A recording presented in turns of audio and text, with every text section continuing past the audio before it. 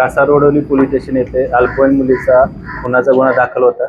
त्या गुन्ह्याचा समांतर तपास गुन्हे शाखा घटक पाटील पोलीस निरीक्षक सलील भोसले साहेब, पोलीस निरीक्षक Nitin Patil, API Sharad Patil, API Bhushan Shinde, API Pallavi Dhage Patil, PSI Mane आणि त्यांच्या टीमने ACP शेखर बागडे यांच्या सुपरविजनमध्ये त्या गुन्ह्याचा समांतर तपास केला। त्याच्यामध्ये समाधान सूर्यवंशी वय वर्ष 40 राहणार लोकमान्य पाडा नंबर 3 ठाणे पश्चिम या आरोपीला त्याच्यामध्ये अटक करण्यात आलेली आहे।